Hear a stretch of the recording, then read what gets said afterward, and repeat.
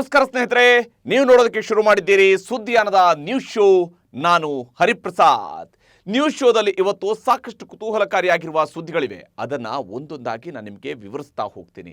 ಪ್ರಮುಖವಾಗಿ ರಾಜ್ಯಸಭೆಯಲ್ಲಿಂದು ಪ್ರಧಾನಿ ಮೋದಿ ರಾಷ್ಟ್ರಪತಿಯವರ ಭಾಷಣದ ಮೇಲಿನ ಚರ್ಚೆಗೆ ಉತ್ತರ ಕೊಟ್ಟಿದ್ದಾರೆ. ಪ್ರತಿಪಕ್ಷ ಕಾಂಗ್ರೆಸ್ ಸೇರಿದಂತೆ ವಿರೋಧ ಪಕ್ಷಗಳ ಸದಸ್ಯರು ಚರ್ಚೆಯ ವೇಳೆ ಪದೇ ಪದೇ ಒಂದು ಹೆಸರು ಎತ್ತಿದ್ರು. ಆದರೆ ಆ ಒಂದು ಹೆಸರನ್ನು ಬಿಟ್ಟು ಪ್ರಧಾನಿ ಮೋದಿ ದೇಶದ ಮೊದಲ ಪ್ರಧಾನಿ ನೆಹರು ಅವರ ಸರ್ನೇಮ್ ವಿಚಾರ ಕೆದಕಿ ಗಾಂಧಿ ಪರಿವಾರ ಸೇರಿದಂತೆ ಕಾಂಗ್ರೆಸ್ನ ಬಾಯಿ ಮುಚ್ಚಿಸುವ ಪ್ರಯತ್ನಕ್ಕೆ ಕೈ ಹಾಕಿದರು. ಅದು ಯಾಕೆ ಅನ್ನುವಂಥ ಸುದ್ದಿಯನ್ನು ನಿಮಗೆ ವಿವರಿಸ್ತೀನಿ. ಹಾಗೆಯೇ ಟರ್ಕಿ, ಸಿರಿಯಾ ಮಾದರಿಯಲ್ಲಿ ಭಾರತದಲ್ಲೂ ಕೂಡ ಭೂಕಂಪ ಸಂಭವಿಸುತ್ತಾ? ದೇಶದ ಯಾವೆಲ್ಲ ರಾಜ್ಯಗಳು ಭೂಕಂಪಕ್ಕೆ ತುತ್ತಾಗುವ ಸಾಧ್ಯತೆ ಇದೆ?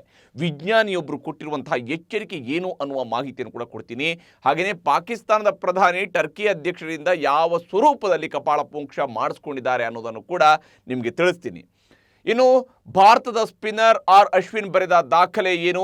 ಹೀಗೆ ಇನ್ನು ಹಲವು ಇಂಟ್ರೆಸ್ಟಿಂಗ್ ಸುದ್ದಿಗಳಿವೆ ಇವತ್ತಿನ ನ್ಯೂಸ್ ಶೋದಲ್ಲಿ. ಅವೆಲ್ಲವನ್ನು ಕೂಡ ನಿಮಗೆ ಒಂದೊಂದಾಗಿ ವಿವರಿಸ್ತಾ ಹೋಗ್ತೀನಿ. ಈಗ ಮೊದಲ ಸುದ್ದಿಯನ್ನು ನೋಡೋಣ. ಇದು ಲೋಕಸಭೆ ಮತ್ತು ರಾಜ್ಯಸಭೆಯಲ್ಲಿ ನಡೆದಿರುವಂತಹ ಚರ್ಚೆಯ ವಿಚಾರ. ಲೋಕಸಭೆಯ ಬಳಿಕ ಇಂದು ರಾಜ್ಯಸಭೆಯಲ್ಲಿ ಮಾತನಾಡಿದ ಪ್ರಧಾನಿ ಮೋದಿ ನೇರ ಗಾಂಧಿ ಪರಿವಾರದ ವಿರುದ್ಧ ಮುಗಿಬಿದ್ರು. ಲೋಕಸಭೆ ಹಾಗೂ ರಾಜ್ಯಸಭೆಯಲ್ಲಿ ಅದಾನಿ ವಿಚಾರವಾಗಿ ಪ್ರತಿಪಕ್ಷಗಳು ಎತ್ತಿದ್ದಂತಹ ಪ್ರಶ್ನೆಗೆ ಯಾವುದೇ ನಿಖರ ಅಥವಾ ನೇರ ಉತ್ತರವನ್ನು ಕೊಡದೆ ಮೌನಿಯಾಗಿಯೇ ಉಳಿದರು. ಲೋಕಸಭೆಯಲ್ಲಿ ಅದಾನಿ ಜೊತೆಗಿನ ಸ್ನೇಹಕ್ಕೆ ಸಂಬಂಧಿಸಿದಂತೆ ಪ್ರಧಾನಿ ಮೋದಿಯವರು ಉತ್ತರವನ್ನು ಕೊಡಬಹುದು ಎಂದು ಕಾದಿದ್ದವರಿಗೆ ಅಲ್ಲಿ ಯಾವುದೇ ಉತ್ತರ ಸಿಕ್ಕಿರಲಿಲ್ಲ. ಆದರೆ ಇಂದಾದರೂ ಚಿಂತಕರ ಚಾವಡಿ ರಾಜ್ಯಸಭೆಯಲ್ಲಾದರೂ ಮೋದಿಯವರು ತಮ್ಮನ್ನು ಉದ್ದೇಶಿಸಿ ಮಲ್ಲಿಕಾರ್ಜುನ ಖರ್ಗೆ ಸೇರಿದಂತೆ ಹಲವರು ಮಾಡಿದಂತಹ ಆರೋಪಕ್ಕೇನಾದರೂ ಉತ್ತರ ಕೊಡಬಹುದು ಎಂಬ ನಿರೀಕ್ಷೆ ಇತ್ತು. ಆದರೆ ಅದಾನಿ ವಿಚಾರದ ಗೋಜಿಗೂ ಹೋಗದ ಮೋದಿ ಹೊಸ ಅಸ್ತ್ರದೊಂದಿಗೆ ಹಳೆಯ ವಿಷಯವನ್ನೇ ಕೆದಕಿ ವರ್ತಮಾನಕ್ಕಿಂತ ಇತಿಹಾಸದ ವಿಷಯಗಳೇ ಪ್ರಮುಖ ಎಂಬಂತೆ ಕಾಂಗ್ರೆಸ್ನ ಬಾಯಿ ಮುಚ್ಚಿಸುವ ಪ್ರಯತ್ನಕ್ಕೆ ಕೈ ಹಾಕಿದರು. ಇದಕ್ಕಾಗಿ ಒನ್ಸ್ ಅಗೇನ್ ಮೋದಿಯವರು ಟಾರ್ಗೆಟ್ ಮಾಡಿದ್ದು ದೇಶದ ಮೊದಲ ಪ್ರಧಾನಮಂತ್ರಿ ಪಂಡಿತ್ ಜವಾಹರ್ಲಾಲ್ ನೆಹರು ಅವರನ್ನು. ಯಾವುದೇ ಸರ್ಕಾರಿ ಕಾರ್ಯಕ್ರಮದಲ್ಲಿ ನೆಹರು ಹೆಸರನ್ನು ಪ್ರಸ್ತಾಪಿಸಿಲ್ಲ ಅಂತೇಳಿ ಆದರೆ ಕಾಂಗ್ರೆಸ್ಸಿಗರು ಸಿಟ್ಟಾಗ್ತಾರೆ. ನೆಹರು ಅಷ್ಟು ಗ್ರೇಟ್ ವ್ಯಕ್ತಿಯಾಗಿದ್ದರೆ ಯಾಕೆ ಅವರ ಕುಟುಂಬದಿಂದ ಬಂದವರು ಯಾರೊಬ್ಬರು ಕೂಡ ನೆಹರು ಸರ್ನೇಮನ್ನು ಇಟ್ಕೊಂಡಿಲ್ಲ ಅಂತ ಮೋದಿ ಪ್ರಶ್ನಿಸಿದರು. मैं बहुत आश्चर्य होता है कि चलो भाई हमसे कभी छूट जाता होगा नेहरू जी का नाम और छूट जाता होता होगा हम ठीक भी कर लेंगे क्योंकि वो देश के पहले प्रधानमंत्री थे. लेकिन मुझे ये समझ नहीं आता है कि उनकी पीढ़ी का कोई व्यक्ति नेहरू सरनेम रखने से डरता क्यों है? क्या शर्मिंदगी है नेहरू सरनेम रखने से? क्या शर्मिंदगी है? ಹಾಗಿದ್ರೆ ಯಾಕೆ ನೆಹರು ಸರ್ನೇಮ್ ವಿಚಾರವನ್ನ ಮೋದಿ ಪ್ರಸ್ತಾಪಿಸಿದ್ರು ಅನ್ನುವಂತಹ ಪ್ರಶ್ನೆ ಮೂಡುವುದು ಸಹಜ. ಇಲ್ಲಿ ಮುಖ್ಯವಾಗಿ ಫಿರೋಜ್ ಗಾಂಧಿಯನ್ನ ಮದುವೆಯಾದ ನಂತರ ಇಂದಿರಾ ಗಾಂಧಿ ಮತ್ತು ನಂತರ ಅವರ ಮಕ್ಕಳು ಮೊಮ್ಮಕ್ಕಳು ಇವರೆಲ್ಲರೂ ಕೂಡ ಗಾಂಧಿ ಎಂಬ ಸರ್ನೇಮ್ ಬಳಕೆ ಮಾಡ್ತಾ ಬಂದಿರುವುದನ್ನು ಸಂಘ ಪರಿವಾರ ಬಹಳ ಹಿಂದಿನಿಂದಲೂ ಕೂಡ ಲೇವಡಿ ಮಾಡ್ತಾನೆ ಬಂದಿದೆ. ಈ ಗಾಂಧಿ ಅನ್ನುವಂಥ ಪದ ಬಳಕೆನೇ ಸರಿಯಾಗಿಲ್ಲ ಅನ್ನುವಂಥದ್ದು ಕೂಡ ಹೇಳಿದ್ದಾರೆ. ಹಾಗಿದ್ರೂ ಈ ನೆಹರು ಸರ್ನೇಮ್ ಬಂದಿದ್ದು ಹೇಗೆ ಅನ್ನೋ ವಿಷಯವನ್ನೊಮ್ಮೆ ನಿಮಗೆ ಹೇಳಬೇಕು. ಇತಿಹಾಸದ ಭಾಗ ಇರುವಂಥದ್ದು ಇದು. ನೆಹರು ಸರ್ನೇಮ್ನ ರಹಸ್ಯ ಏನು ಅಂತೇಳಿ, ಯಾಕೆಂದರೆ ನೆಹರು ಅವರ ಕುಟುಂಬದ ಪೂರ್ವಜರು ಕಾಶ್ಮೀರಿ ಪಂಡಿತರು, ಇದೆಲ್ಲರೂ ಕೂಡ ಗೊತ್ತಿರುವಂಥದ್ದು ಪಂಡಿತ್ ಜವಾಹರ್ಲಾಲ್ ನೆಹರು ಅವರವರು. ಹೀಗಾಗಿ ನೆಹರು ಕುಟುಂಬದ ಪೂರ್ವಜರ ಸರ್ನೇಮ್ ಅದು ಪಂಡಿತ್ ಮಾತ್ರ ಅಲ್ಲ, ಅದು ಸರ್ನೇಮ್ ರಾಜ್ಕೌಲ್ ಅಂತೇಳಿ. 1716ರಲ್ಲಿ ಕಾಶ್ಮೀರದಿಂದ ದೆಹಲಿಗೆ ಈ ರಾಜ್ಕೌಲ್ ಕುಟುಂಬಸ್ಥರು ವಲಸೆ ಬರ್ತಾರೆ. ಹೀಗೆ ವಲಸೆ ಬಂದಂಥವರು ದೆಹಲಿಯಲ್ಲಿ ನೆಹರು ಕಾಲೋನಿಯಲ್ಲಿ ರಾಜ್ಕೌಲ್ ನಿವಾಸ ಇರುತ್ತೆ. ಕಾಲುವೆಯೊಂದರ ಬಳಿ ನೆಹರು ಕಾಲೋನಿ ಕೂಡ ಇರುತ್ತೆ. ಅದಾದ ಬಳಿಕ ರಾಜ್ಕೌಲ್ ಬದಲಿಗೆ ಅವರ ಹೆಸರುಗಳಲ್ಲಿ ನೆಹರು ಅನ್ನುವಂಥ ಸರ್ನೇಮ್ ಬಳಕೆಗೆ ಬರುತ್ತೆ. ಅಂದರೆ ಆ ಏರಿಯಾದ ಹೆಸರು ಅವರ ಹೆಸರಿನಲ್ಲಿ ಬಳಕೆ ಬರುತ್ತೆ. ಕೆಲ ವರ್ಷಗಳ ಬಳಿಕ ಕೌಲ್ ಅನ್ನುವಂತಹ ಹೆಸರನ್ನು ಅವರು ತೆಗೆದುಬಿಡ್ತಾರೆ. ತಮ್ಮ ಸರ್ನೇಮ್ನಲ್ಲಿದ್ದಂಥ ಕೌಲ್ ಅನ್ನುವಂಥ ಹೆಸರನ್ನು ತೆಗೆದುಬಿಡ್ತಾರೆ. ಇದಾದ ಬಳಿಕ ನೆಹರು ಅನ್ನುವಂತಹ ಸರ್ನೇಮ್ ಉಳಿಯುತ್ತೆ ಮತ್ತು ಅದು ಪಂಡಿತ್ ಜವಾಹರ್ಲಾಲ್ ನೆಹರು ಅವರ ಹೆಸರಿನೊಂದಿಗೆ ಅಂತ್ಯ ಆಗುತ್ತೆ. ಆ ನಂತರ ಇಂದಿರಾ ಗಾಂಧಿಯವರು, ನೆಹರು ಅವರ ಏಕೈಕ ಪುತ್ರಿ ಇಂದಿರಾ ಗಾಂಧಿಯವರು ತಮ್ಮ ಹೆಸರಿನಲ್ಲಿ ನೆಹರು ಅನ್ನುವಂಥ ಸರ್ನೇಮನ್ನು ಬಳಕೆ ಮಾಡೋದಿಲ್ಲ, ಬದಲಿಗೆ ಗಾಂಧಿ ಅವರ ಗಂಡನ ಹೆಸರಿನಲ್ಲಿ ಬಂದಿರುವಂತಹ ಸರ್ನೇಮನ್ನು ಬಳಕೆ ಮಾಡಿಕೊಳ್ತಾರೆ. ಆದರೆ ಆ ಗಂಡನ ಹೆಸರಿನಲ್ಲಿ ಬರುವಂತಹ ಗಾಂಧಿ ಹೆಸರಿನ ಬಳಕೆಯೂ ಕೂಡ ಸಮಂಜಸವಾದದ್ದಲ್ಲ, ಅದರ ಪ್ರೊನೌನ್ಸಿಯೇಷನ್ ಹಂಗಲ್ಲ ಅನ್ನುವಂಥ ವಾದವೂ ಕೂಡ ಇದ್ದಿದೆ. ಇದೇ ಕಾರಣಕ್ಕೆ ಪ್ರಧಾನಿ ಮೋದಿ ಇಂದು ನೆಹರು ಸರ್ನೇಮನ್ನು, ಅಂದರೆ ಕಾಶ್ಮೀರಿ ಪಂಡಿತರು ಅನ್ನೋದನ್ನು ಬಿಂಬಿಸುವ ಕೌಲ್ ಪದವನ್ನು ನೀವು ಯಾಕೆ ಬಳಸ್ತಾ ಇಲ್ಲ, ತಮ್ಮ ಹೆಸರಿನಲ್ಲಿ ಸರ್ನೇಮ್ನಲ್ಲಿ ಯಾಕೆ ಬಳಸ್ತಿಲ್ಲ ಅಂತೇಳಿ ಗಾಂಧಿ ಪರಿವಾರವನ್ನು ಕುಟುಕುವ ಕೆಲಸವನ್ನು ಮಾಡಿದರು. ಇವೆಲ್ಲದರ ಮಧ್ಯೆ ಪ್ರಧಾನಿ ಮೋದಿ ಇಂದು ಸದನದಲ್ಲಿ ಭಾಷಣ ಆರಂಭ ಮಾಡ್ತಾ ಇದ್ದಂತೆಯೇ ಪ್ರತಿಪಕ್ಷದ ಸದಸ್ಯರು ಮೋದಿ ಅದಾನಿ ಬಾಯಿ ಬಾಯಿ ಅನ್ನುವಂತಹ ಘೋಷಣೆಯನ್ನು ಕೂಗೋದಕ್ಕೆ ಆರಂಭಿಸಿದರು. ಆರಂಭದಿಂದ ಕಡೆಯವರೆಗೂ ಕೂಡ ಅವ್ರ ಬಾಯಲ್ಲಿ ಬೇರೆನೇನು ಬರಲಿಲ್ಲ. ಅದಾನಿ ವಿರುದ್ಧ ತನಿಖೆ ನಡೆಸಿ ಅಂತೇಳಿ ಪ್ರತಿಪಕ್ಷಗಳ ಆಗ್ರಹ ಮುಂದುವರೆದಿತ್ತು. ಪ್ರಧಾನಿಯವರು ಏನು ಹೇಳಿದರು ಏನು ಬಿಟ್ಟರು ಒಂದನ್ನು ಕೂಡ ಕೇಳಿಸ್ಕೊಳ್ಳುವಂಥ ಗೋಜಿಗೂ ಕೂಡ ಪ್ರತಿಪಕ್ಷದವರು ಹೋದಂತೆ ಕಾಣಲೇ ಇಲ್ಲ. ಅದರಲ್ಲೂ ಕೆಲವು ಸದಸ್ಯರಂತೂ ಜೋರಾಗಿ ಕಿರ್ಚಾಡೋದಕ್ಕೆ ಅಷ್ಟೇ ನಾವು ಸಂಸತ್ನಲ್ಲಿ ಇದ್ದೀವಿ ಅನ್ನೋ ರೀತಿಯಲ್ಲಿ ಹೇಳ್ತಾ ಇದ್ರು. ಒಬ್ಬರಾದ ಮೇಲೆ ಒಬ್ಬರಂತೆ ವಿಪಕ್ಷ ನಾಯಕರು ಅದಾನಿ ವಿಚಾರವನ್ನು ಪ್ರಸ್ತಾಪಿಸ್ತಾನೆ ಘೋಷಣೆ ಕೂಗ್ತಾನೆ ಇದ್ರು. ಈ ವೇಳೆ ಮೋದಿ ನನ್ನೊಬ್ಬನನ್ನೇ ಎದುರಿಸೋದಕ್ಕೆ ಇಷ್ಟೊಂದು ಕಷ್ಟಪಡ್ತಾ ಇದ್ದಾರೆ, ನನ್ನ ವಿರುದ್ಧ ಘೋಷಣೆ ಕೂಗೋದಕ್ಕೂ ಕೂಡ ಒಬ್ಬರಾದ ಮೇಲೊಬ್ಬರಂತೆ ಬದಲಾಯಿಸ್ಕೊಳ್ತಾ ಇದ್ದೀರಾ, ನಮ್ಮ ಮೇಲೆ ನೀವೆಷ್ಟೇ ಕೆಸರು ಎರಚ್ತಾ ಇದ್ರೂ ಕೂಡ ಅಷ್ಟೊಂದು ಕಮಲಗಳು ಅರಳುತ್ತವೆ ಅಂತ ಟಾಂಗ್ ಕೊಟ್ರು.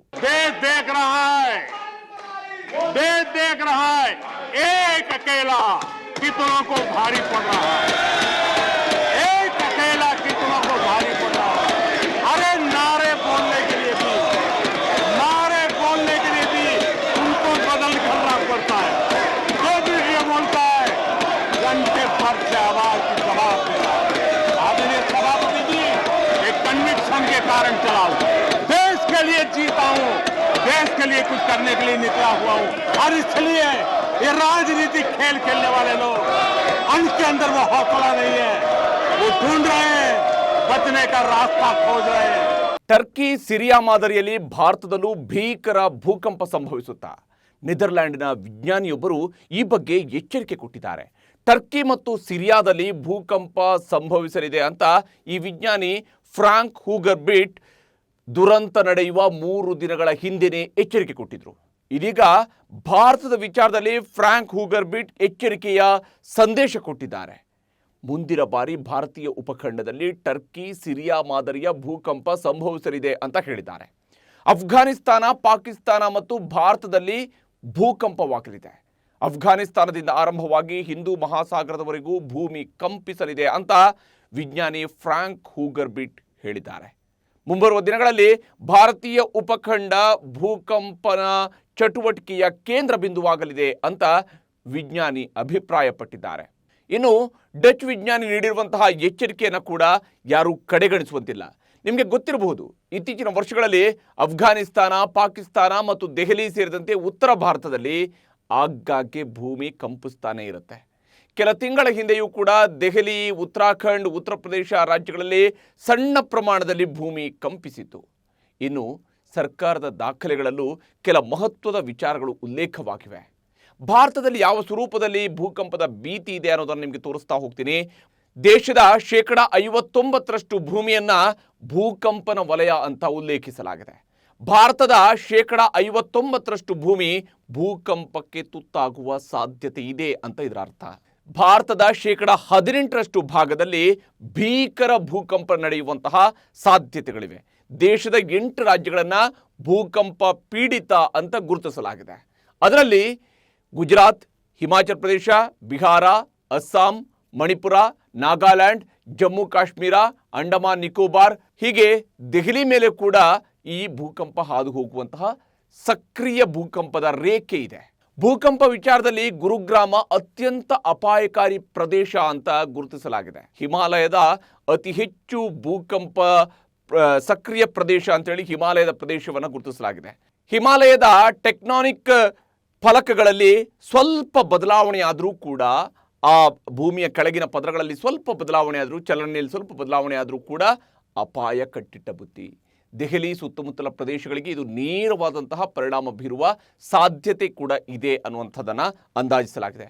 ಇನ್ನು ಆತಂಕಕಾರಿಯಾಗಿರುವಂತಹ ಸಂಗತಿ ಏನಂದರೆ, ಕಳೆದ 5 ವರ್ಷಗಳಲ್ಲಿ ದೆಹಲಿ ಸೇರಿದಂತೆ ಸುತ್ತಮುತ್ತಲಿನ ಪ್ರದೇಶಗಳಲ್ಲಿ 745 ಬಾರಿ ಭೂಮಿ ಕಂಪಿಸಿದೆ. ಈ ಎಲ್ಲ ವಿಚಾರಗಳನ್ನು ವಿಜ್ಞಾನ ತಂತ್ರಜ್ಞಾನ ಮತ್ತು ಭೂವಿಜ್ಞಾನ ಸಚಿವ ಜಿತೇಂದ್ರ ಸಿಂಗ್ 2021ರಲ್ಲಿ ಲೋಕಸಭೆಗೆ ಕೊಟ್ಟಿರುವಂತಹ ಮಾಹಿತಿಯಲ್ಲೂ ಕೂಡ ಹೇಳಿದರು. ಹೀಗಾಗಿ ಈಗ ಡಚ್ ವಿಜ್ಞಾನಿ ಹೇಳಿಕೆಯು ಕೂಡ ಅತ್ಯಂತ ಮಹತ್ವವನ್ನು ಮತ್ತು ಅತ್ಯಂತ ಎಚ್ಚರಿಕೆಯಿಂದ ಇರಬೇಕು ಅನ್ನುವಂತಹ ಸಂದೇಶವನ್ನು ಕೂಡ ರವಾನಿಸಿರುವಂಥದ್ದು. ಇನ್ನು ಟರ್ಕಿ ಸಿರಿಯಾದಲ್ಲಿ ಭೂಕಂಪಕ್ಕೆ ಸಾವನ್ನಪ್ಪಿದವರ ಸಂಖ್ಯೆ ಏರಿಕೆ ಆಗ್ತಾನೆ ಸಾಗ್ತಾ ಇದೆ. ಇದುವರೆಗೆ 16,000ಕ್ಕೂ ಅಧಿಕ ಮಂದಿ ಬಲಿಯಾಗಿದ್ದಾರೆ ಅನ್ನೋದರ ಬಗ್ಗೆ ವರದಿಯಾಗಿದೆ. ಸುಮಾರು 12,800ಕ್ಕೂ ಅಧಿಕ ಮಂದಿ ಟರ್ಕಿಯಲ್ಲಿ ಸಾವಿಗೀಡಾಗಿದ್ರೆ 3,000ಕ್ಕೂ ಹೆಚ್ಚು ಮಂದಿ ಸಿರಿಯಾದಲ್ಲಿ ಈ ಭೂಕಂಪದಿಂದಾಗಿ ಮೃತಪಟ್ಟಿದ್ದಾರೆ ಅನ್ನುವಂತಹ ಮಾಹಿತಿ ಇದೆ. ಇನ್ನು ಅದೆಷ್ಟೋ ಮಂದಿ ಕಟ್ಟಡಗಳ ಅವಶೇಷಗಳ ಅಡಿಯಲ್ಲಿ ಸಿಲುಕಿದ್ದಾರೆ. ಅವ್ರಿಗಾಗಿ ಹುಡುಕಾಟ ನಡೀತಾ ಇದೆ. ಈಗಾಗಲೇ 100 ಮಕ್ಕಳನ್ನು ರಕ್ಷಿಸಲಾಗಿದೆ. ಸಾಕು ಪ್ರಾಣಿಗಳನ್ನು ಕಾಪಾಡಲಾಗ್ತಾ ಇದೆ. ಈ ನಡುವೆ ರಕ್ಷಣಾ ಕಾರ್ಯಾಚರಣೆ ಭಾರಿ ನಿಧಾನಗತಿಯಿಂದ ಸಾಗ್ತಾ ಇದ್ದು ಸಂತ್ರಸ್ತರ ತಾಳ್ಮೆಯ ಕಟ್ಟೆ ಒಡೆದು ಹೋಗಿದೆ. ಸರ್ಕಾರದ ವಿರುದ್ಧ ಜನರು ಆಕ್ರೋಶವನ್ನ ಹೊರಹಾಕ್ತಾ ಇದ್ದಾರೆ. ಈ ನಡುವೆ ಟರ್ಕಿಯ ಅಧ್ಯಕ್ಷ ಎರ್ಡಗಾನ್ ರಕ್ಷಣಾ ಕಾರ್ಯದಲ್ಲಿ ವಿಳಂಬವಾಗಿರುವುದನ್ನು ಒಪ್ಪಿಕೊಂಡಿದ್ದಾರೆ. ರಸ್ತೆಗಳೆಲ್ಲ ಬಿರುಕು ಬಿಟ್ಟಿದ್ದು ರಕ್ಷಣಾ ಸಿಬ್ಬಂದಿ ಸಂಚಾರಕ್ಕೆ ಅಡ್ಡಿಯಾಗ್ತಾ ಇದೆ ಅಂತೇಳಿ ಟರ್ಕಿಯ ಅಧ್ಯಕ್ಷರು ಹೇಳಿಕೊಂಡಿದ್ದಾರೆ. ಇನ್ನು ಭೂಕಂಪದ ತೀವ್ರತೆಗೆ ಟರ್ಕಿ ಮೊದಲಿದ್ದ ಜಾಗದಿಂದ ಸುಮಾರು 10 ಮೀಟರ್ನಷ್ಟು ಸ್ಥಾನಪಲ್ಲಟವಾಗಿದೆ ಅಂತ ಭೂಶಾಸ್ತ್ರಜ್ಞರು ಮಾಹಿತಿಯನ್ನ ನೀಡಿದ್ದಾರೆ. ಈ ನಡುವೆ ಭೂಕಂಪ ಪೀಡಿತ ಟರ್ಕಿಗೆ ಭಾರತದ ನೆರವು ಮುಂದುವರೆದಿದೆ. ರಕ್ಷಣಾ ತಂಡ, ಸಲಕರಣೆಗಳು, ಶ್ವಾನಪಡೆ, ವೈದ್ಯಕೀಯ ಉಪಕರಣಗಳನ್ನು ಹೊತ್ತು 6ನೇ ವಿಮಾನ ಇಂದು ಟರ್ಕಿಯನ್ನು ತಲುಪಿದೆ. ಭಾರತದ ಸಿಬ್ಬಂದಿ ಈಗಾಗಲೇ ಭೂಕಂಪ ಪೀಡಿತ ವಿವಿಧ ಪ್ರದೇಶಗಳಲ್ಲಿ ರಕ್ಷಣಾ ಕಾರ್ಯಾಚರಣೆಯನ್ನು ನಡೆಸ್ತಾ ಇದ್ದಾರೆ. ನಮ್ಮ ವೈದ್ಯರ ತಂಡ ಅಲ್ಲಿರುವಂತಹ ಗಾಯಾಳುಗಳಿಗೆ ಚಿಕಿತ್ಸೆಯನ್ನು ನೀಡುತ್ತಾ ಇದೆ. ಟರ್ಕಿ ಮತ್ತು ಸಿರಿಯಾಗೆ ಇನ್ನಷ್ಟು ನೆರವು ನೀಡೋದಕ್ಕೆ ಭಾರತ ಸರ್ಕಾರ ನಿರ್ಧಾರವನ್ನು ಕೈಗೊಂಡಿದೆ. ಈ ನಡುವೆ ಟರ್ಕಿ ಭೂಕಂಪದಲ್ಲಿ ಉತ್ತರಾಖಂಡ್ ಮೂಲದ ವ್ಯಕ್ತಿಯೊಬ್ಬರು ನಾಪತ್ತೆಯಾಗಿರುವ ವಿಚಾರ ಈಗ ಬೆಳಕಿಗೆ ಬಂದಿದೆ. ಇಲ್ಲಿ 35 ವರ್ಷದ ವಿಜಯ್ ಕುಮಾರ್ ಅವರು ನಾಪತ್ತೆಯಾಗಿದ್ದು ಬಿಸ್ನೆಸ್ ಟ್ರಿಪ್ಗಾಗಿ ಅವರು ಟರ್ಕಿಗೆ ಹೋಗಿದ್ರು. ಇನ್ನು ಇವರು ಕರ್ನಾಟಕದವರ ಅನ್ನೋ ಬಗ್ಗೆಯೂ ಕೂಡ ಸುದ್ದಿ ಆಗಿತ್ತು. ಆದರೆ ಇದೀಗ ಉತ್ತರಾಖಂಡ್ನ ಡೆಹ್ರಾಡೂನ್ ನಿವಾಸಿ ಅನ್ನುವಂಥದ್ದು ಕನ್ಫರ್ಮ್ ಆಗಿದೆ.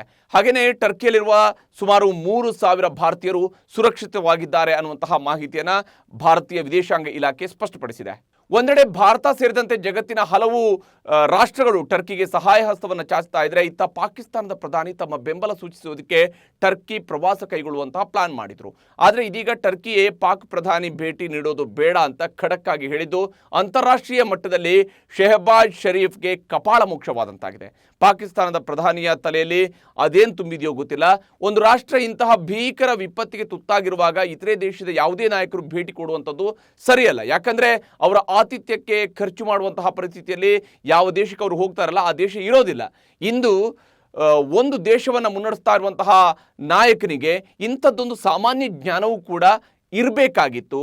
ಆದರೆ ಪಾಕಿಸ್ತಾನದ ಪ್ರಧಾನಿ ಶೋ ಮಾಡೋದಕ್ಕೆ, ಯಾಕಂದರೆ ಅವರ ಕೈಲಿ ಸಹಾಯ ಮಾಡೋದಕ್ಕೆ ಬೇರೆನೇನು ಇಲ್ಲ, ಅದಕ್ಕೆ ನಾನೇ ಬಂದುಬಿಡ್ತೀನಿ ಅಂತ ಹೇಳಿ ಇವ್ರಿಗೆ ಹೋಗಿ ಏನು ಪಾಕಿಸ್ತಾನದ ಪ್ರಧಾನಿ ಹೋಗಿ ಅದು ಯಾವ ಸ್ವರೂಪದಲ್ಲಿ ಅಲ್ಲಿ ಸಹಾಯ ಮಾಡೋದಕ್ಕೆ ಸಾಧ್ಯ? ಅಲ್ಲಿಗೆ ಹೋಗಿ ಭೇಟಿ ಕೊಟ್ಟ ತಕ್ಷಣ ಏನಾಗುತ್ತೆ ಸಾಧ್ಯ?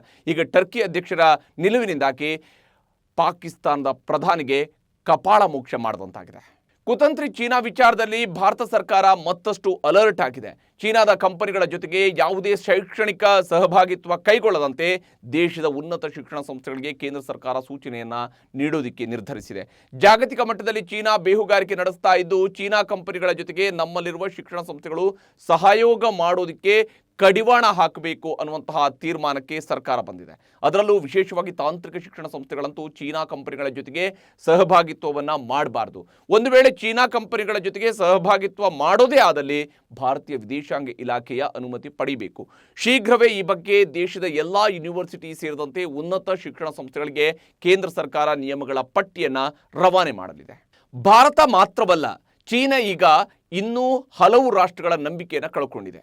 ಸರ್ಕಾರಿ ಕಚೇರಿಗಳಲ್ಲಿ ಅಳವಡಿಸಲಾಗಿರುವ ಚೀನಾ ನಿರ್ಮಿತ ಭದ್ರತಾ ಕ್ಯಾಮೆರಾಗಳನ್ನು ತೆರವುಗೊಳಿಸಲು ಆಸ್ಟ್ರೇಲಿಯಾ ಸರ್ಕಾರ ನಿರ್ಧರಿಸಿದೆ. 200ಕ್ಕೂ ಹೆಚ್ಚು ಭದ್ರತಾ ಕ್ಯಾಮೆರಾಗಳನ್ನು ಆಸ್ಟ್ರೇಲಿಯಾದ ಸರ್ಕಾರಿ ಕಟ್ಟಡಗಳಲ್ಲಿ ಅಳವಡಿಸಲಾಗಿತ್ತು. ಆದರೆ ಚೀನಾ ಗೂಢಾಚಾರಿಕೆ ಮಾಡ್ತಾ ಇರೋದ್ರಿಂದಾಗಿ ಸುರಕ್ಷತೆಯ ಕಾರಣಕ್ಕಾಗಿ ಚೀನಿ ಕ್ಯಾಮೆರಾಗಳನ್ನು ತೆರವುಗೊಳಿಸಲಾಗ್ತಾ ಇದೆ. ಈಗಾಗಲೇ ಅಮೆರಿಕ ಮತ್ತು ಬ್ರಿಟನ್ನಲ್ಲೂ ಕೂಡ ಅಲ್ಲಿನ ಸರ್ಕಾರಗಳು ಸೇನೆಗೆ ಸಂಬಂಧಿಸಿದಂಥ ಕಟ್ಟಡ ಪ್ರದೇಶಗಳಿಂದ ಚೀನಾ ನಿರ್ಮಿತ ಕ್ಯಾಮೆರಾಗಳನ್ನು ಕಿತ್ತು ಹಾಕಿವೆ. ಉಕ್ರೇನ್ ಜೊತೆ ಯುದ್ಧ ನಡೆಸ್ತಾ ಇರುವ ರಷ್ಯಾದಿಂದ ಭಾರತ ತೈಲ ಖರೀದಿಸುತ್ತಿರುವುದಕ್ಕೆ ಈ ಹಿಂದೆ ಅಮೆರಿಕ ಸರ್ಕಾರ ತೀವ್ರ ಅಸಮಾಧಾನವನ್ನು ವ್ಯಕ್ತಪಡಿಸಿತ್ತು. ಭಾರತದ ಮೇಲೆ ನಿರ್ಬಂಧ ಹೇರೋದಕ್ಕೆ ಅಮೆರಿಕ ಚಿಂತನೆ ಕೂಡ ಒಂದು ಹಂತದಲ್ಲಿ ನಡೆಸಿತ್ತು. ಆದರೆ ಈಗ ಅಮೆರಿಕ ತನ್ನ ನಿಲುವನ್ನು ಬದಲಾಯಿಸಿದೆ. ಭಾರತದ ಮೇಲೆ ಯಾವುದೇ ರೀತಿಯಾದಂತಹ ನಿರ್ಬಂಧ ಹೇರೋದಿಲ್ಲ ಅಂತ ಸ್ಪಷ್ಟಪಡಿಸಿದೆ. ನಾವು ನಮ್ಮ ದೇಶದ ಜನರಿಗೆ ಏನು ಅಗತ್ಯ ಇದೆಯೋ ಅದೇ ನಿರ್ಧಾರ ಕೈಗೊಳ್ತೇವೆ. ರಷ್ಯಾದಿಂದ ತೈಲ ಖರೀದಿಸಿದ ಮಾತ್ರಕ್ಕೆ ನಾವು ಯುದ್ಧವನ್ನು ಬೆಂಬಲಿಸ್ತಾ ಇದ್ದೀವಿ ಅಂತೇಳಿ ಅಲ್ಲ, ಉಕ್ರೇನ್ ಮೇಲಿನ ಯುದ್ಧವನ್ನು ಆರಂಭದಿಂದಲೂ ನಾವು ವಿರೋಧಿಸ್ತಾನೆ ಬಂದಿದ್ದೀವಿ ಅಂತ ಭಾರತ ಮನವರಿಕೆ ಮಾಡುವಂತಹ ಪ್ರಯತ್ನವನ್ನು ಮಾಡಿತು. ಈ ಹೇಳಿಕೆಯನ್ನು ಕೂಡ ಭಾರತದ ವಿದೇಶಾಂಗ ಸಚಿವರು ಅತ್ಯಂತ ಸ್ಪಷ್ಟ ಮಾತುಗಳಲ್ಲಿ ಹೇಳಿದರು. ಅಷ್ಟೇ ಅಲ್ಲದೆ ಅಮೆರಿಕಕ್ಕೂ ಅದರ ಇತಿಹಾಸ ತೆಗೆದು ಕೆಲ ಕೌಂಟರ್ ಪ್ರಶ್ನೆಗಳನ್ನು ಭಾರತ ಕೇಳಿತ್ತು. ಈಗ ಅಮೆರಿಕಕ್ಕೂ ಭಾರತ ಅತ್ಯಂತ ಅನಿವಾರ್ಯವಾಗಿದ್ದು ಈ ಎಲ್ಲ ಕಾರಣದಿಂದ ನಿರ್ಬಂಧ ಹೇರುವ ಆಲೋಚನೆಯನ್ನು ಕೈಬಿಟ್ಟಿದೆ. ಮಾನವೀಯತೆ ಅನ್ನೋದೇ ಸತ್ತು ಹೋದರೆ ಇನ್ನು ಜೀವಗಳಿಗೆ ಬೆಲೆ ಎಲ್ಲಿದೆ ಹೇಳಿ? ಒಡಿಶಾದಲ್ಲಿ ವ್ಯಕ್ತಿಯೊಬ್ಬ ಚಿಕಿತ್ಸೆ ಸಿಗದೆ ಮೃತಪಟ್ಟ ಪತ್ನಿಯ ಶವವನ್ನು ಹೆಗಲ ಮೇಲೆಯೇ ಹೊತ್ತುಕೊಂಡು ಹೋಗಿದ್ದಾನೆ. ಒಡಿಶಾ ಮೂಲದ ವ್ಯಕ್ತಿಯೊಬ್ಬ ಆಂಧ್ರ ಪ್ರದೇಶದ ಆಸ್ಪತ್ರೆಯಲ್ಲಿ ತನ್ನ ಪತ್ನಿಗೆ ಚಿಕಿತ್ಸೆಯನ್ನು ಕೊಡಿಸೋದಕ್ಕೆ ಅಂತೇಳಿ ಹೋಗಿದ್ರು. ಆದರೆ ಚಿಕಿತ್ಸೆ ಸ್ಪಂದಿಸ್ತಾ ಇಲ್ಲ, ಮನೆಗೆ ಕರ್ಕೊಂಡು ಹೋಗಿ ಅಂತೇಳಿ ವೈದ್ಯರು ಹೇಳಿದ್ದಾರೆ. ಆದರೆ ಪತ್ನಿಯನ್ನು ಸಾಗಿಸೋದಕ್ಕೆ ಆಂಬ್ಯುಲೆನ್ಸ್ ಕೂಡ ಸಿಗದೆ ಸುಮಾರು 100 ಕಿಲೋಮೀಟರ್ ದೂರದಲ್ಲಿರುವ ತನ್ನ ಮನೆಗೆ ಕರ್ಕೊಂಡು ಹೋಗಲು ರಿಕ್ಷಾ ಬಾಡಿಗೆಯನ್ನು ಪಡೀತಾನೆ. ವಿಧಿ ವಿಪರ್ಯಾಸ ಎನ್ನುವಂತೆ ದಾರಿ ಮಧ್ಯೆಯೇ ಪತ್ನಿ ಪ್ರಾಣ ಬಿಡ್ತಾಳೆ. ಆಗ ಆಟೋ ಚಾಲಕ ಪ್ರಯಾಣ ಮುಂದುವರಿಸೋದಕ್ಕೆ ನಿರಾಕರಿಸ್ತಾನೆ. ದಾರಿ ಮಧ್ಯೆ ಅವರನ್ನು ಇಳಿಸಿದ್ದಾನೆ. ದಿಕ್ಕೇ ತೋಚದ ಪತಿ ತನ್ನ ಮೃತ ಪತ್ನಿಯ ಶವವನ್ನು ಹೆಗಲ ಮೇಲೆ ಹೊತ್ತು ಮನೆ ದಾರಿ ಹಿಡಿತಾನೆ. ಇದನ್ನು ಗಮನಿಸಿದ ಪೊಲೀಸ್ ಸಿಬ್ಬಂದಿಯೊಬ್ಬರು ಆಂಧ್ರ ಪ್ರದೇಶದ ಆಂಬ್ಯುಲೆನ್ಸ್ ವ್ಯವಸ್ಥೆಗೆ ಅಲ್ಲಿಗೆ ಕರೆ ಮಾಡಿ ಒಂದು ಆಂಬ್ಯುಲೆನ್ಸ್ನ ವ್ಯವಸ್ಥೆಯನ್ನು ಮಾಡಿಸಿದ್ದಾರೆ. ದೇಶದಲ್ಲಿ ಪತ್ರಕರ್ತರಿಗೆ ಭದ್ರತೆ ಇಲ್ಲ ಅನ್ನೋದು ಪದೇ ಪದೇ ಸಾಬೀತಾಗ್ತಾ ಇದೆ. ತನ್ನ ವಿರುದ್ಧ ವರದಿ ಮಾಡಿದ ಅನ್ನೋ ಏಕೈಕ ಕಾರಣಕ್ಕೆ ಮಹಾರಾಷ್ಟ್ರದಲ್ಲಿ ಪಾಪಿಯೊಬ್ಬ ಪತ್ರಕರ್ತನ ಮೇಲೆ ಕಾರು ಹರಿಸಿ ಬರ್ಬರವಾಗಿ ಕೊಲೆ ಮಾಡಿದ್ದಾನೆ. ರತ್ನಗಿರಿ ಜಿಲ್ಲೆಯಲ್ಲಿ ಪತ್ರಕರ್ತ ಶಶಿಕಾಂತ್ ವಾರೀಶೆ ಅವರ ಮೇಲೆ ಕಾರು ಹತ್ತಿಸಿ ಹತ್ಯೆ ಮಾಡಲಾಗಿದೆ. ರತ್ನಗಿರಿಯಲ್ಲಿ ಸ್ಥಾಪಿಸಲು ಉದ್ದೇಶಿಸಿದಂತಹ ರಿಫೈನರಿ ಯೋಜನೆಯನ್ನು ಸ್ಥಳೀಯ ಲ್ಯಾಂಡ್ ಡೀಲರ್ ಪಂಡರಿನಾಥ್ ಅಂಬೇಡ್ಕರ್ ಬೆಂಬಲಿಸ್ತಾ ಇದ್ದ. ಆದರೆ ಈ ಯೋಜನೆಗೆ ಕೆಲ ಸ್ಥಳೀಯರು ವಿರೋಧವನ್ನು ವ್ಯಕ್ತಪಡಿಸ್ತಾ ಇದ್ರು. ಇದರಿಂದ ಸಿಟ್ಟಾದ ಅಂಬೇಡ್ಕರ್ ಸ್ಥಳೀಯರನ್ನ ಬೆದರಿಸಿದ್ದ. ಇದೇ ಕಾರಣಕ್ಕೆ ಆತನ ವಿರುದ್ಧ FIR ಕೂಡ ದಾಖಲಿಸಲಾಗಿತ್ತು. ಅಂಬೇಡ್ಕರ್ ವಿರುದ್ಧ ಮಹಾನಗರಿ ಟೈಮ್ಸ್ ಪತ್ರಿಕೆಯಲ್ಲಿ ಶಶಿಕಾಂತ್ ವರದಿಯನ್ನು ಪ್ರಕಟಿಸಿದ್ರು. ಇದೇ ಕಾರಣಕ್ಕೆ ಅಂಬೇಡ್ಕರ್ ಶಶಿಕಾಂತ್ ಮೇಲೆ ತನ್ನ SUV ಕಾರ್ ಹರಿಸಿ ಕೊಲೆ ಮಾಡಿದ್ದಾನೆ. ಆರೋಪಿ ಅಂಬೇಡ್ಕರ್ನನ್ನ ಈಗ ಪೊಲೀಸರು ಬಂಧಿಸಿದ್ದಾರೆ. ಇನ್ನು ಬಾರ್ಡರ್ ಗವಾಸ್ಕರ್ ಟೆಸ್ಟ್ ಸರಣಿಯ ಮೊದಲ ಪಂದ್ಯದ ಮೊದಲ ದಿನ ಟೀಂ ಇಂಡಿಯಾ ಆಸ್ಟ್ರೇಲಿಯಾ ತಂಡದ ಹೆಡೆಮುರಿ ಕಟ್ಟಿದೆ. ಟಾಸ್ ಗೆದ್ದು ಮೊದಲು ಬ್ಯಾಟಿಂಗ್ ಇಳಿದ ಕಾಂಗಾರು ಪಡೆ ಕೇವಲ 177 ರನ್ಗಳಿಗೆ ಆಲ್ಔಟ್ ಆಗಿದೆ. ಗಾಯದಿಂದ ಚೇತರಿಸಿಕೊಂಡು ಸುದೀರ್ಘ ಸಮಯದ ಬಳಿಕ ವಾಪಸ್ ಆಗಿರುವ ಆಲ್ರೌಂಡರ್ ರವೀಂದ್ರ ಜಡೇಜಾ 5 ವಿಕೆಟ್ ಪಡೆದರೆ ಅಶ್ವಿನ್ 3 ವಿಕೆಟ್ ಕಿತ್ತಿದ್ದಾರೆ. ಇನ್ನು ಭಾರತ 1 ವಿಕೆಟ್ ನಷ್ಟಕ್ಕೆ 77 ರನ್ ಗಳಿಸಿದೆ.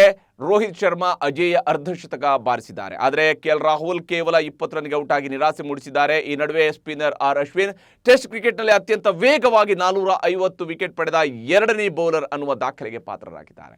89ನೇ ಟೆಸ್ಟ್ ಪಂದ್ಯದಲ್ಲಿ ಅಶ್ವಿನ್ 450 ವಿಕೆಟ್ ಪಡೆದಿದ್ದಾರೆ. ಇನ್ನು ಶ್ರೀಲಂಕಾದ ಮುತ್ತಯ್ಯ ಮುರಳೀಧರನ್ ಕೇವಲ 80 ಟೆಸ್ಟ್ಗಳಲ್ಲೇ 450 ವಿಕೆಟ್ ಪಡೆದು ಅಗ್ರಸ್ಥಾನದಲ್ಲಿದ್ದಾರೆ. ಮನೋರಂಜನಾ ಕ್ಷೇತ್ರದ ದೈತ್ಯ ಡಿಸ್ನಿ ಕೂಡ ಈಗ ಉದ್ಯೋಗಿಗಳಿಗೆ ಗೇಟ್ ಪಾಸ್ ಕೊಡೋದಕ್ಕೆ ನಿರ್ಧರಿಸಿದೆ. ಸುಮಾರು 7,000 ಸಿಬ್ಬಂದಿಯನ್ನು ವಜಾಗೊಳಿಸುತ್ತಿರುವುದಾಗಿ ಡಿಸ್ನಿ ಸಿಇಒ ಮಾಹಿತಿಯನ್ನು ನೀಡಿದ್ದಾರೆ. ಡಿಸ್ನಿ ಸಂಸ್ಥೆಯಲ್ಲಿ ಜಗತ್ತಿನಾದ್ಯಂತ 1,90,000 ಮಂದಿ ಕೆಲಸ ಮಾಡ್ತಾ ಇದ್ದಾರೆ. ಆದರೆ ಈಗ ಹಣದುಬ್ಬರ ಏರಿಕೆಯಿಂದ ಘಟಾನುಘಟಿ ಸಾಫ್ಟ್ವೇರ್ ಕಂಪನಿಗಳ ಬೆನ್ನಲ್ಲೇ ಡಿಸ್ನಿ ಕೂಡ ತನ್ನ ಒಂದಷ್ಟು ಉದ್ಯೋಗಿಗಳನ್ನು ಮನೆಗೆ ಕಳಿಸ್ತಾ ಇದೆ. ಹೀಗಾಗಿ ಜಾಗತಿಕ ಮಟ್ಟದಲ್ಲಿ ಉದ್ಯೋಗದ ಅಭದ್ರತೆ ಈಗ ನಿಧಾನವಾಗಿ ಎಲ್ಲ ಕ್ಷೇತ್ರಗಳನ್ನು ಕೂಡ ಆವರಿಸಿಕೊಳ್ತಾ ಇದೆ. 67ನೇ ವಯಸ್ಸಿನಲ್ಲಿ ಜಗತ್ತಿನ ಶ್ರೀಮಂತ ಉದ್ಯಮಿ ಬಿಲ್ ಗೇಟ್ಸ್ ಹೃದಯದಲ್ಲಿ ಮತ್ತೆ ಪ್ರೀತಿ ಅರಳಿದೆ. ಬಿಲಿಯನೇರ್ ಈಗ ಲವರ್ ಬಾಯ್ ಆಗಿದ್ದಾರೆ. ವ್ಯಾಲೆಂಟೈನ್ ಡೇ ಸಮೀಪಿಸ್ತಾ ಇರುವಂತಹ ಸಂದರ್ಭದಲ್ಲಿ ಬಿಲ್ ಗೇಟ್ಸ್ 60 ವರ್ಷದ ಪೌಲಾ ಹರ್ಡ್ ಎಂಬಾಕೆ ಜೊತೆಗೆ ಡೇಟಿಂಗ್ ನಡೆಸ್ತಾ ಇರುವಂತಹ ಸುದ್ದಿ ಹರಿದಾಡ್ತಾ ಇದೆ. ಮೈಕ್ರೋಸಾಫ್ಟ್ನ ಸಂಸ್ಥಾಪಕ ಬಿಲ್ ಗೇಟ್ಸ್ ತಮ್ಮ ಪತ್ನಿ ಮೆಲಿಂಡಾ ಗೇಟ್ಸ್ ಅವರಿಗೆ 2021ರಲ್ಲಿ ವಿಚ್ಛೇದನವನ್ನು ನೀಡಿದರು. 27 ವರ್ಷದ ದಾಂಪತ್ಯಕ್ಕೆ ಫುಲ್ ಸ್ಟಾಪ್ ಹಾಕಿದರು. ನ್ಯೂಸ್ ಶೋ ಮುಗಿಸೋದಕ್ಕಿಂತ ಮುಂಚಿತವಾಗಿ ಒಂದು ಸುಭಾಷಿತವನ್ನು ಹೇಳ್ತೀನಿ. ಈ ಪ್ರಪಂಚ ದೊಡ್ಡ ಗರಡಿ ಮನೆ, ನಾವಿಲ್ಲಿ ಬಲಿಷ್ಠರಾಗುವುದಕ್ಕೆ ಬಂದಿದ್ದೇವೆ. ಇದು ಸ್ವಾಮಿ ವಿವೇಕಾನಂದರ ಮಾತು. ನೋಡಿ, ಈ ಪ್ರಪಂಚ ಯಾವತ್ತೂ ಕೂಡ ನಮ್ಮನ್ನು ಹೆಚ್ಚು ಹೆಚ್ಚು ಬಲಿಷ್ಠ ಮಾಡ್ತಾ ಹೋಗುತ್ತೆ ಹೊರತು ಇಲ್ಲಿ ನಾವು ಹೆದರುವಂಥದ್ದಲ್ಲ. ಹಾಗಾಗಿನೇ ಈ ಪ್ರಪಂಚ ದೊಡ್ಡ ಗರಡಿ ಮನೆ, ನಾವಿಲ್ಲಿ ಬಲಿಷ್ಠರಾಗೋದಕ್ಕೆ ಬಂದಿದ್ದೀವಿ, ದುರ್ಬಲರಾಗೋದಕ್ಕೆ ಅಲ್ಲ ಅನ್ನುವಂತಹ ಹುರಿದುಂಬಿಸುವ ಮಾತನ್ನು ಸ್ವಾಮಿ ವಿವೇಕಾನಂದರು ಈ ಸಾಲುಗಳ ಮೂಲಕವಾಗಿ ಹೇಳಿರುವಂಥದ್ದು. ಇದಾಗಿತ್ತು ಇವತ್ತಿನ ನ್ಯೂಸ್ ಶೋದಲ್ಲಿ ನಾನು ಪ್ರತಿನಿತ್ಯ ಇಂತಹ ಇಂಟ್ರೆಸ್ಟಿಂಗ್ ಸುದ್ದಿಯನ್ನು ನಿಮಗೆ ನೀಡ್ತಾ ಇರ್ತೀನಿ. ಅದಕ್ಕಾಗಿ ನ್ಯೂಸ್ ಶೋವನ್ನು ಲೈಕ್ ಮಾಡಿ, ಶೇರ್ ಮಾಡಿ, ಕಾಮೆಂಟ್ ಮೂಲಕ ನಿಮ್ಮ ಅಭಿಪ್ರಾಯವನ್ನು ತಿಳಿಸಿ. ಹಾಗೆ ಸುದ್ದಿಯಾನದ ಸಬ್ಸ್ಕ್ರೈಬರ್ ಆಗೋದಕ್ಕೆ ನೀವು ಮರಿಬೇಡಿ. ನಮಸ್ಕಾರ.